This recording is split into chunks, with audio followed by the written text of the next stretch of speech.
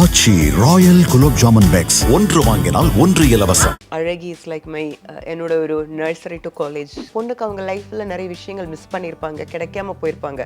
அதெல்லாம் வந்து அவங்க அந்த சீரியல் கேரக்டர்ஸ்ல அவங்களோட லைஃப்ல நடக்கும்போது அவங்களுக்கு வந்து நான் இப்படி பண்ணியிருக்கலாம், இப்படி செஞ்சிருக்கலாம். தாலி எல்லாம் வெரி சென்டிமெண்டல். அப்பா கிட்ட எதிர்த்து பேசக்கூடாது, ஹஸ்பண்ட் கிட்ட எதிர்த்து பேசக்கூடாது. வந்து எழுத இருக்கும்போது அது நான் தான் நடிக்கிறோம் அப்படின்லாம் நான் திங்க் பண்றதே கிடையாது. ஆக்சுவலா தமிழ்ல வந்து விதி எழுதுனீங்க, அதுக்கப்புறமா ஏன் தமிழ்ல எழுதவே தமிழ் எழுத தெரியாதுங்க.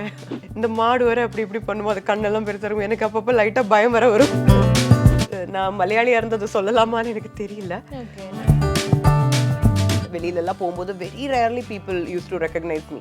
மறந்துட்டாங்க நிறைய பேர் என்ன. லைக் சீரியல்ஸ் ஒரு பக்கம் இருக்கு, பட் ஆனா அந்த சினிமா பக்கம்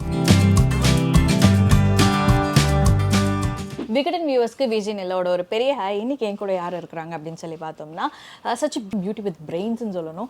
அவ்வளோ விஷயம் பண்ணிட்டு இருக்காங்க. நடிப்பில் ஆரம்பிச்சு அண்ட் நடிப்புக்கு பின்னாடி நிறைய விஷயங்கள் பண்ணிட்டு இருக்காங்க. எவ்வளோ இப்படி பண்ணுறாங்கன்னு எனக்கும் தெரியல, கேட்டு தெரிஞ்சுக்கலாம்.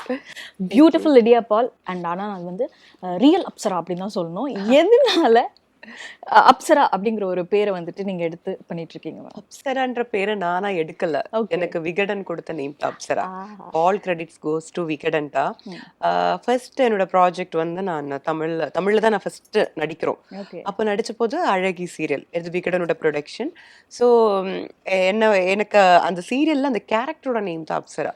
அப்ப எனக்கு சுத்தமா தமிழ் தெரியாது. இப்போ ஒரு அளவுக்கு தான் தெரியும். நான் பேசுற தமிழ்ல ஏதாவது மிஸ்டேக் இருந்தா தயவு செஞ்சு மன்னிச்சிடுங்க.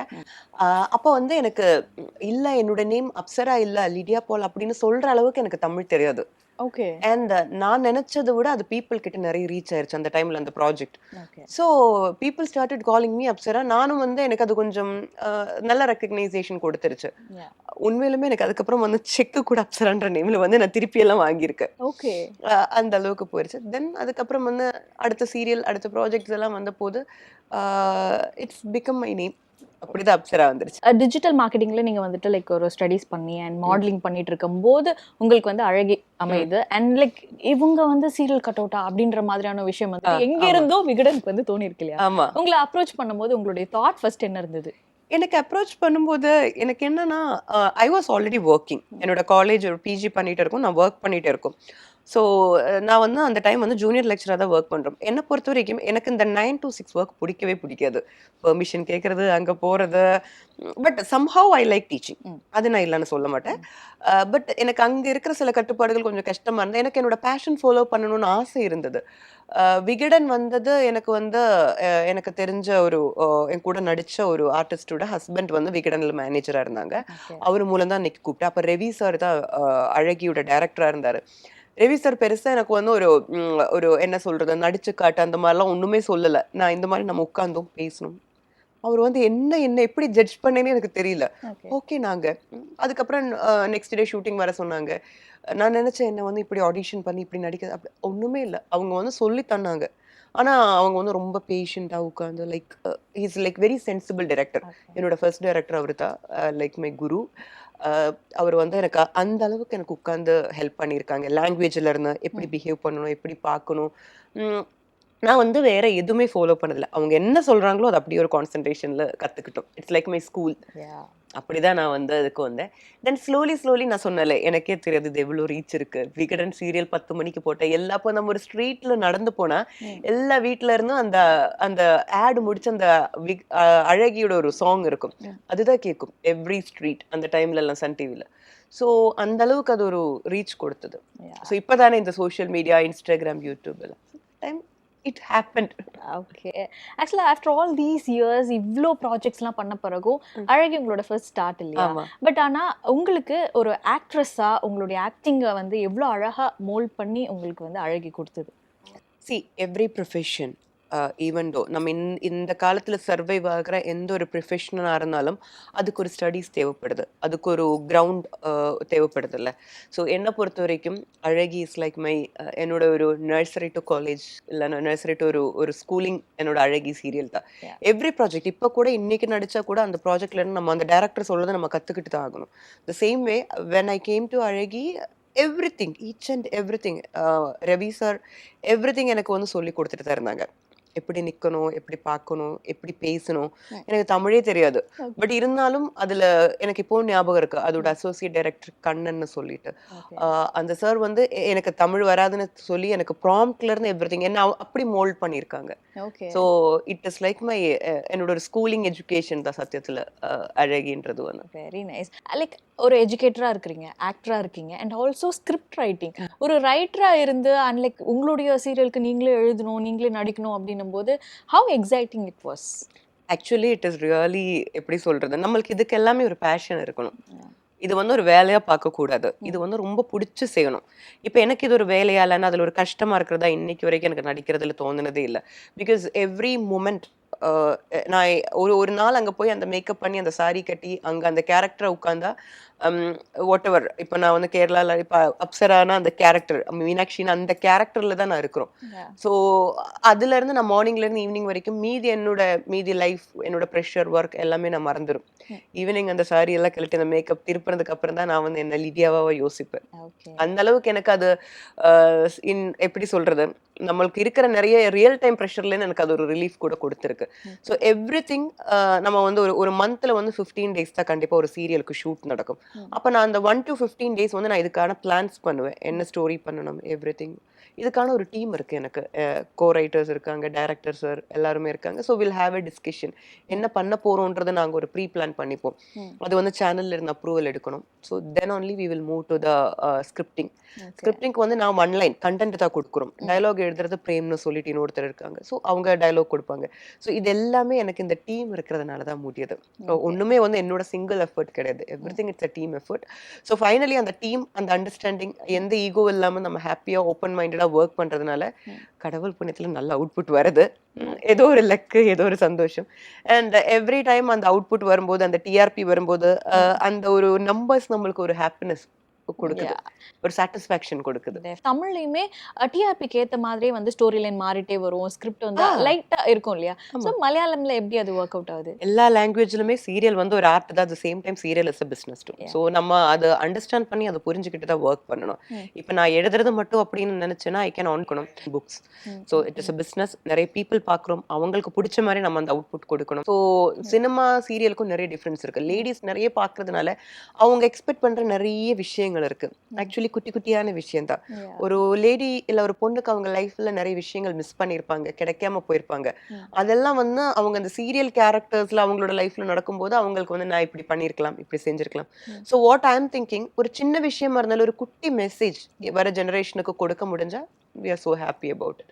அந்த மாதிரி மேக்ஸிமம் அந்த கதையை பில்ட் பண்ணி சேம் டைம் நம்ம டிஆர்பிக்கான இந்த காலகட்டத்துல நடக்கிற நிறைய விஷயங்கள் இருக்கும்ல ஒரு பொண்ணோட லைஃப்ல, அதையும் கொஞ்சம் மேட்ச் பண்ணி கொஞ்சம் காலத்துக்கும் ஏத்த மாதிரி, கொஞ்சம் சொசைட்டிக்கும் ஏத்த மாதிரி, கொஞ்சம் மெசேஜஸ் இருக்கிற மாதிரி, கொஞ்சம் ஒரு கமர்ஷியல் கண்டென்ட் இருக்கிற மாதிரி ஒரு சீரியல் போனா definitely it will be a success. Actually it was surprising. நிறைய வந்து மேல் டாமினண்ட்டாக இருக்கிற ஒரு லைக் ரைட்டிங் பேஸில் ஃபீமேலோடைய மனசை வந்து ரெப்ளிகேட் பண்ணுற மாதிரியான லைக் வேர்ட்ஸ் நம்ம எழுதணும் அண்ட் லைக் அந்த ஒரு எக்ஸ்பிரஷன்ஸ் நம்ம கொடுக்கணும் அப்படின்னும் போது அது ஏதாவது ஒரு விதத்தில் வந்து ஹார்டாக இருக்கா? பிகாஸ் நம்ம மனசில் நினைக்கிறது நம்ம சொல்லுவோம் அண்ட் சுற்றி இருக்கிற கவுன்சில் லைக் இது வந்து தேவையில்லை, இது மேபி லைக் இது வேண்டாம். கண்டிப்பா.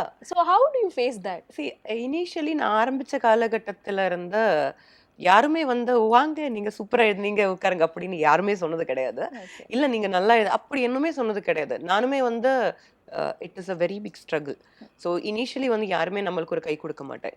When it reflect on TRP, அந்த டிஆர்பி நல்லா வரும்போது தான் நம்மளை ஒரு சேனல் ஆகட்டும் இல்ல மீதி பீப்புள் ஆகட்டும், டெஃபினெட்லி இது ஒரு மேல் டாமினன்ட் பிளேஸ் தான், இல்லைன்னு நான் சொல்லவே மாட்டேன்.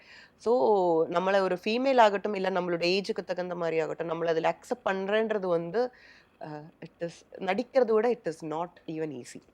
பட் எனக்கு ஏதோ ஏதோ ஒரு இடத்துல கொஞ்சம் கான்ஃபிடென்ஸ் இருக்கு, நம்ம நல்லா பண்ணா கொஞ்சம் மீதி இந்த டாமினன்ஸ் எல்லாம் தாண்டி மக்கள் அக்செப்ட் பண்ணிக்குன்ற ஒரு கான்ஃபிடென்ஸ் எனக்கு இருந்தது. ஸோ அது இன்னைக்கு வரைக்கும் நடந்திருக்கு. ஒரு அளவுக்கு பரவாயில்லாம போயிருக்கு. அண்ட் ஆல்சோ எத்திக்கல் ரைட்டிங் ஏன்னா நம்ம வந்து எத்திக்ஸாக ஃபாலோ பண்ணிட்டு நிறைய விஷயம் வந்து இது பண்ணணும் பண்ணக்கூடாது and like self moral follow பண்ற மாதிரியும் இருக்கும் இல்லையா? அதுக்கு ஏதாவது சேலஞ்சஸ்? எத்திக்கல் ரைட்டிங்ன்றது வந்து கண்டிப்பா it's a very big struggle. So நான் என்ன நினைக்கிறேன்னா, எல்லாரும் நிறைய விஷயங்கள் சொல்லுவாங்க. பட் இருந்தாலும் நம்மளுக்குன்னு ஒரு எத்திக்ஸ் இருக்கு. நம்மளுக்கான ஒரு சொசைட்டி கிட்ட நம்மளுக்குன்னு சில கடமைகள் இருக்கு. சில விஷயங்கள் சொல்ல வேண்டியது சொல்லணும்னு தான் நான் நினைக்கிறேன். அது யாரையுமே ஹர்ட் பண்ணாம, பர்சனலி யாருக்குமே வந்து டார்கெட் பண்ணாம நான் சொல்லிடுவேன். ஈவன் அது என்னோட லைஃப்ல இருந்தாலும் சரி, ஸ்கிரிப்ட்ல இருந்தாலும் சரி, ஒர்க்ல இருந்தாலும் சரி, எங்கேயுமே நான் அதை விட்டு கொடுத்தது கிடையாது. ஸோ இனிஷியலி வந்து நான் இப்போ பண்ற ஸ்டோரியில கூட ஒரு பொண்ணு வந்து மேரேஜ் ஆகி ஃபர்ஸ்ட் டே அவங்களுக்கு பிடிக்காம அந்த வீட்ல இருந்து வந்து டிவோர்ஸ் பண்றத பத்தி தான் பேசியிருக்கும். இனிஷியலி அந்த ஒரு ஸ்டோரியை வந்து யாருமே அக்செப்ட் பண்ண மாட்டோம். ஒரு ஹீரோயினே அப்படி காட்டக்கூடாது, அது எத்திக்ஸ் இல்ல, ஒரு பொண்ணுனா இப்படிதான் இருக்கணும், அப்படி இருக்கக்கூடாது, அந்த மாதிரி நிறைய விஷயங்கள் இருந்தாங்க. பட் அது அப்படி நம்ம போர்ட்ரேட் பண்ணக்கூடாது. ரியாலிட்டின்னு ஒன்று இருக்கு. உங்களுக்கும் எனக்கும் இந்த ஒரு காலகட்டத்துக்கான சொசைட்டில ஒரு 25 to 38க்குள்ள லேடிஸ்க்கு நடக்கிற நிறைய விஷயங்கள் வந்து நம்ம வந்து ஆல்ரெடி சொசைட்டி வந்து போர்ட்ரேட் பண்ணி வச்சிருக்கும். இப்படிதான் இருக்கணும், அவங்க இப்படிதான் பிஹேவ் பண்ணணும், இப்படிதான் அவங்க பண்ணியிருக்கணும் அப்படின்றது. அது கிடையாது. ரியாலிட்டின்னு ஒன்று இருக்கு. அதை வந்து நம்ம கொஞ்சம் பிரேக் பண்ணி வெளியில வந்தா மக்கள் அக்செப்ட் பண்ணிக்கிறாங்க. அதுக்கான பெரிய ஒரு இதுதான் வந்து யூடியூப்ல அந்த அளவுக்கு கமெண்ட்ஸ் வராங்க. ஸோ அந்த கமெண்ட்ஸ்லுமே அவங்க வந்து சொல்றாங்க, இப்படி வேணும் இப்படி வேண்டாம். அதெல்லாம் படிக்கும்போது ஆனா வந்து அதான் சொல்லல, அந்த ஒரு பெரிய ஒரு ஸ்ட்ரகிள் பண்ணதுக்கு அப்புறம் நம்மளுக்கு அந்த ரேட்டிங்ஸ் அந்த கமெண்ட்ஸ் எல்லாம் படிக்கும்போது அந்த ஒரு எத்திக்கல் ஃபைட்டிங்கோட ஒரு சந்தோஷம் கிடைக்குது. ஓகே. ஸோ லைக் இப்போ வந்து ஸ்நேக கூட்டம் பத்தி சொல்றீங்க. பட் ஆனா அதுவுமே வந்து ஒரு ஸ்டீரியோடைப் பிரேக்கிங் மாதிரி நம்ம எழுதணும். நீங்க நினைக்கிற ஒரு பர்சன் வந்து லைக் விமன் இந்த மாதிரி ரியல் லைஃப்ல இருக்க மாட்டாங்க அப்படின்னு சொல்லி நம்ம சொல்ற மாதிரி இருக்கும் ஆமா. இல்லையா? அப்படி இருக்கும்போது அண்ட் அகைன் அதுல வந்து நீங்க லைக் ஒரு ரியல் லைஃப் லவ் காட்டணும், ஆமா. ஒரு ஃபேமிலியோட பாண்டிங் கண்டிப்பா. காட்டணும். அண்ட் ரெண்டுமே கொஞ்சம் கான்ட்ரடிக்டரியா இருக்கு இல்லையா? அது எப்படி match அதுதானே பண்றது? ரியாலிட்டி இப்போ. எல்லாருக்குமே வந்து எல்லா லேடீஸுமே இன்னைக்கு இருக்கிறவங்கள பாருங்க. இப்ப நம்ம சீரியல்ல பாக்குற மாரி யாருமே வந்து ஒரு வீட்டுக்குள்ள காலையில இருந்து கரெக்ட்டா சமைச்சு போட்டு ஒரு 10 பேர வச்சு அந்த மாரி ஒரு கதைகள் சீரியல்ல மட்டும் தானே இருக்கு. ம். ரியாலிட்டில லைஃப்னு வந்தது இப்போ இந்த 2024ல எல்லாருடைய லைஃப்ல சேஞ்சஸ் இருக்குல்ல. ம். ஸோ அது நான் ஒரு அடியா எடுத்த உடனே கம்ப்ளீட்டா சேஞ்ச் பண்ண நான் சொல்லல. கொஞ்சம் கொஞ்சம் கொஞ்சமா தான் நான் அந்த ட்ரெண்ட் பண்ணி வந்திருக்கும். ம். ஸோ அது வந்து இப்ப ஒர்க் அவுட் ஆகுது. இப்ப வந்து எனக்கு அதோட ரிசல்ட் கிடைக்குது. Okay. ஸோ இத சொன்னா யாருமே அக்செப்ட் பண்ணிக்க மாட்டேன். எனக்குமே யாரும் சொன்ன உடனே, பேசின உடனே இதெல்லாம் அக்செப்ட் பண்ணிக்கல. சேனல்ல இருந்து கூட நெறைய இஷ்யூஸ் இருந்தது. அப்புறம் கொஞ்சம் சீனியர் ரைட்டர்ஸ் கூட சொன்னாங்க. எப்பவுமே ஒரு ஹீரோயின் வந்து இப்படிதான் பிஹேவ் பண்ணணும், இப்படி பிஹேவ் பண்ணக்கூடாது. தாலி எல்லாம் வெரி சென்டிமெண்டல். அப்பா கிட்ட எதிர்த்து பேசக்கூடாது, ஹஸ்பண்ட் கிட்ட எதிர்த்து பேசக்கூடாது. பட் அவங்க எல்லாருமே என்னதான் பண்ணாலும் அவங்க சகிச்சுக்கிட்டு போற மாரி, அது கொஞ்சம் பிரேக் பண்ணி வரதுக்கு இட்ஸ் டேக் டைம். எனக்கு கிட்டத்தட்ட அது நான் பிரேக் பண்ணி காட்டுறதுக்கு எனக்கு ஒரு 3 இயர்ஸ் டைம் எடுத்துருச்சு. அதுக்கப்புறம் தான் வந்து now only it's worked out. And ராகுல் அதை பத்தி சொல்லுங்க. பிகாஸ் எழுதி நீங்களே நடிக்கணும் அண்ட் உங்களோட கேரக்டர் வந்து நீங்களே அழகா டெபிக் பண்ணி காட்டணும் அப்படின்னும் போது அப்படி இல்லங்க. எனக்கு வந்து எழுத இருக்கும்போது அது நான் தான் நடிக்கிறோம் அப்படின்லாம் நான் திங்க் பண்றதே கிடையாது. ஓகே. எழுதும்போது அது தனி ஒரு மைண்ட் செட். நடிக்கும்போது அது ஒரு நடிக்க வரும்போது வந்து I am just going as an actress only. I am just an actor. Director என்ன சொல்றாங்களோ அதான் கேட்பாங்க. நான் தான் அந்த ஸ்கிரிப்ட் எழுதி இருக்கு, இல்லைன்னா அது என்னோட ஸ்டோரி தான்றது நான் அங்க மறந்துடுவேன். அவர் என்ன சொல்றாங்க, டைரக்டர் வந்து அதை படிச்சுட்டு அவருக்கு என்ன வேணும்னு அவர் என்கிட்ட கேக்குறாங்க, அதுதான் நான் டெலிவர் பண்றேன். ஓகே.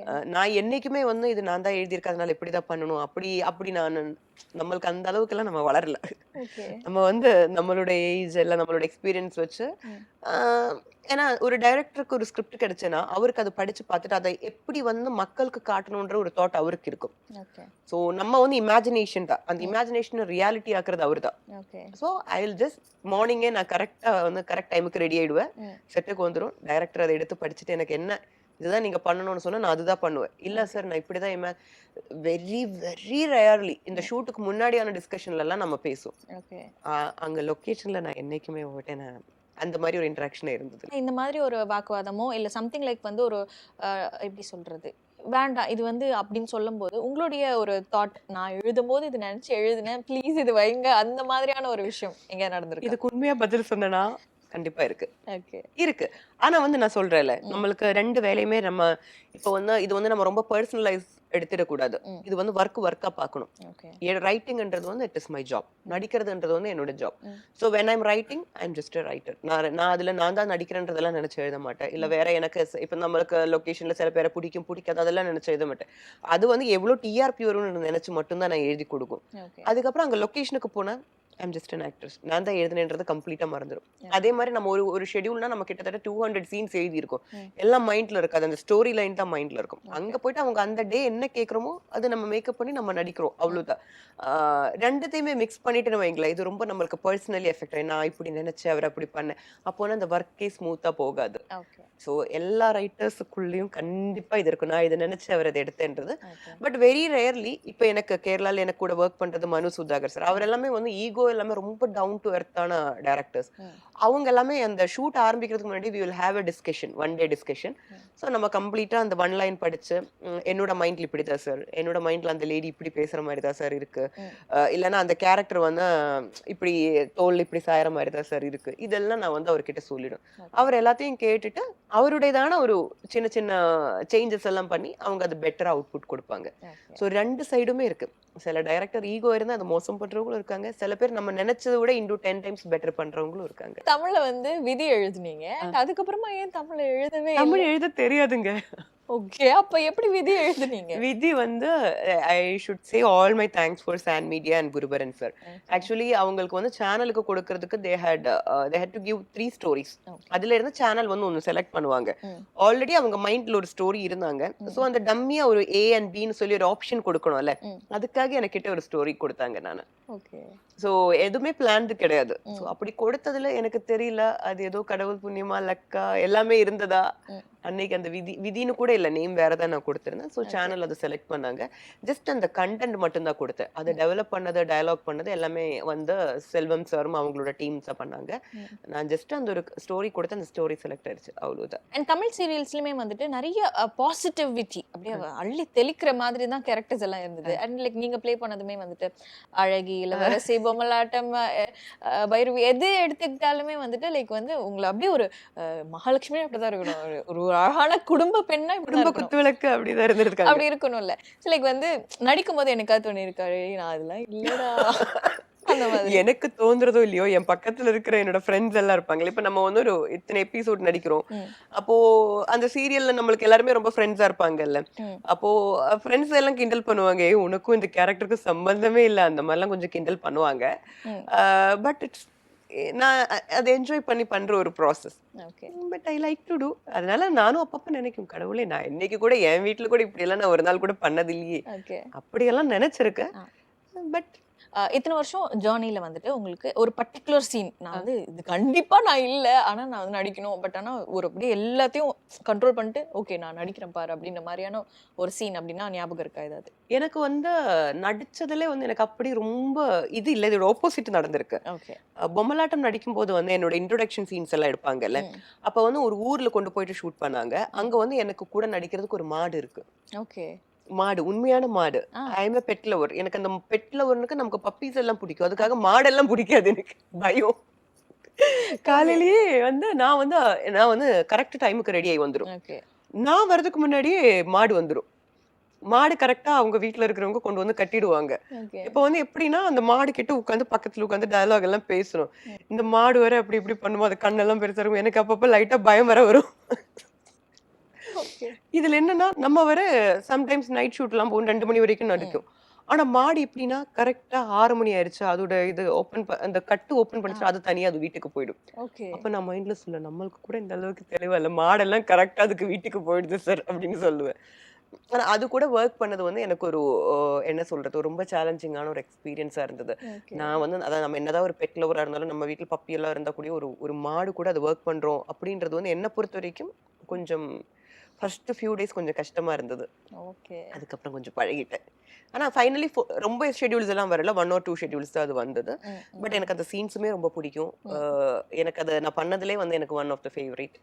அதுல வந்து அந்த ஈவன் த டயலாக்ஸ் ஆகட்டும், நான் வந்து என்னோட லவ்வரை பத்தி நான் என்ன அவங்கக்கிட்ட சொல்ல முடியாத விஷயங்கள் வந்து அந்த மாடு கிட்ட நான் வந்து இன்ட்ராக்ட் பண்ணுவாங்க. அந்த மாடுமே தலையாட்டும்.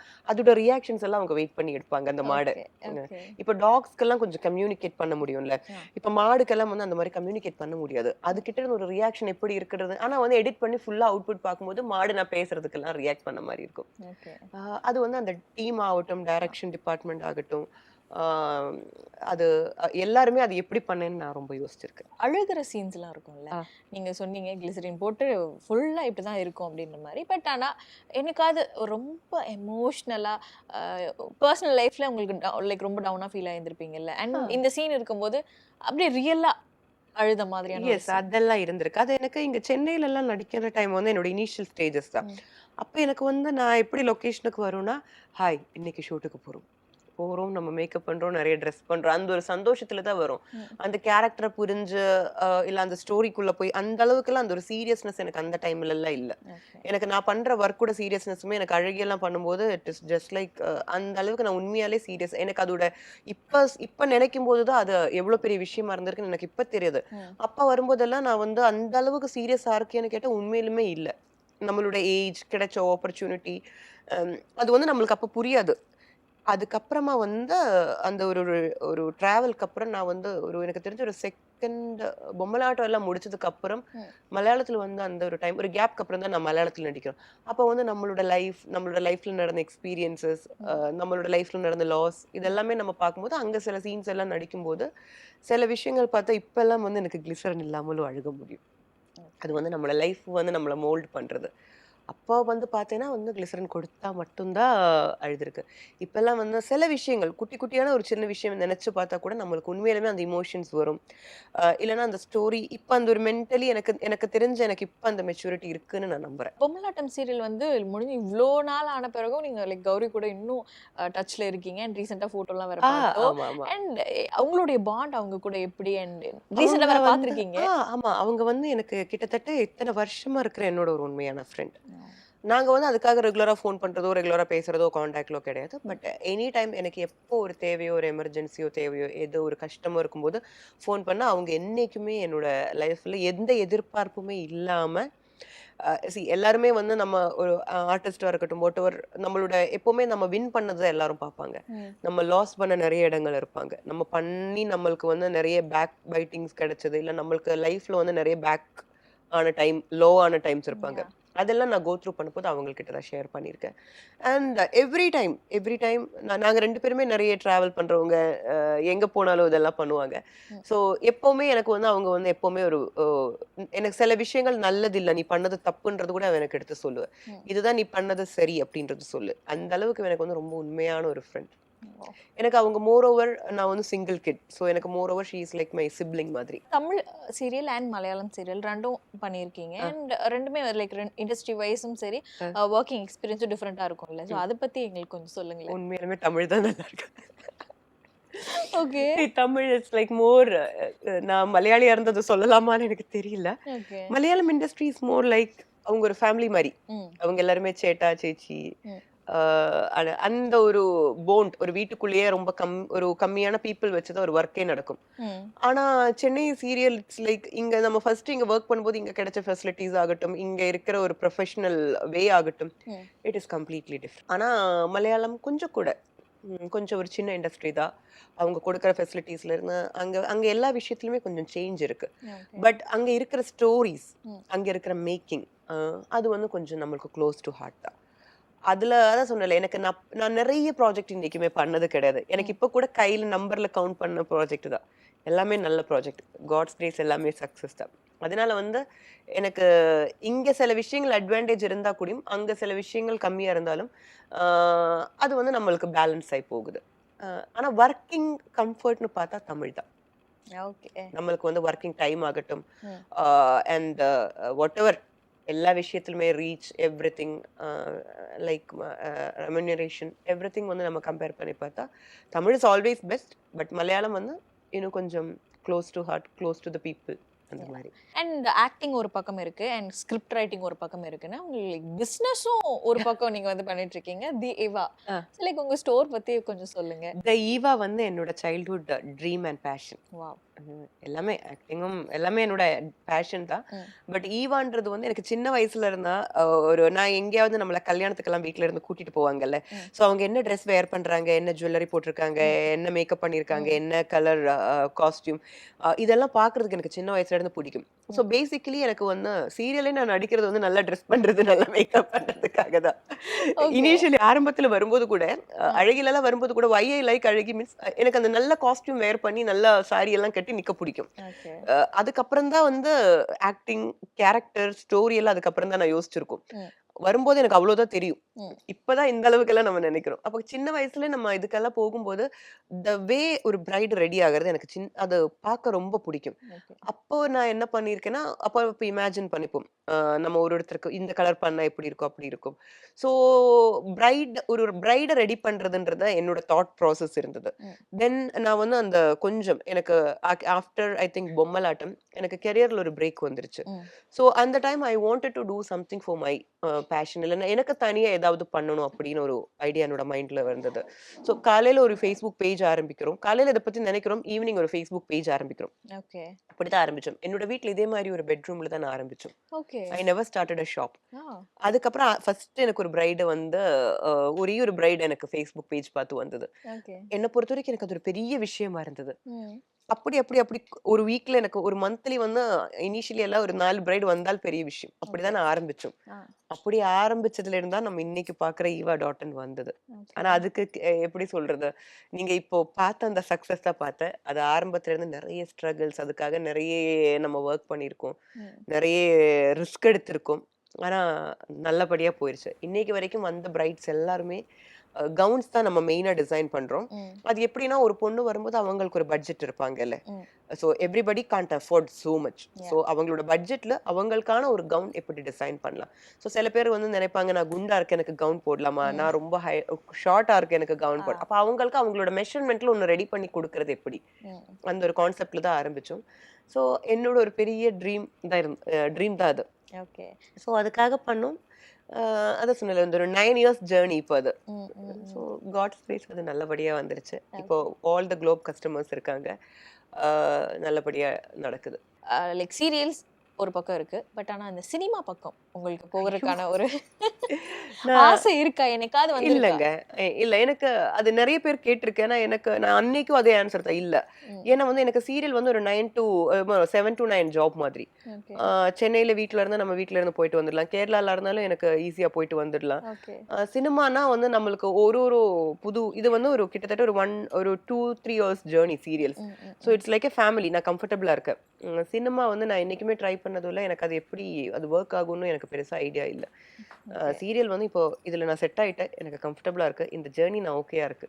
Okay. I am happy with. என்னைக்காவது யோசிச்சிருக்கீங்களா தமிழ் சீரியஸ்ல வந்துட்டு அவ்வளவா நம்மள வந்து லைக் யூட்டிலைஸ் பண்ணல, நம்மளுடைய பொட்டன்ஷியலுக்கு ரொம்ப ஜாஸ்தி, இவங்க வந்து நம்மள உட்காந்து அழ வச்சு ஒரு நல்ல குடும்ப குத்துக்காவே காட்டிட்டு இருக்காங்க, அந்த மாதிரி எனக்கு அது யோசிச்சிருக்கீங்க? அப்படியெல்லாம் நான் யோசிச்சானாலே அது ஒரு பெரிய தப்பாயிடும். பிகாஸ் இன்னைக்கு கூட ஏதாவது கோவில் வெளியில எல்லாம் போகும்போது very rarely people use to recognise me. மறந்துட்டாங்க நிறைய பேர் என்ன. அப்படி அந்த பட்சத்துல 1-2 பேருக்கு கூட என்ன ஞாபகம் இருக்குன்னா, நான் இங்க இருந்த சீரியல்ல அவங்க என்ன நல்லா யூஸ் பண்ணதுனால தான் நான் ரொம்ப நம்புறேன். ஸோ அதுல நான் ரொம்ப ஹாப்பி தான், ரொம்ப சாட்டிஸ்ஃபைடு தான். இதுவரைக்கும் இதுவரைக்கும் இன்னைக்கு லைஃப்ல பண்ண எல்லா ஒர்க்லயுமே நான் ரொம்ப ஹாப்பி அண்ட் சாட்டிஸ்ஃபைடு.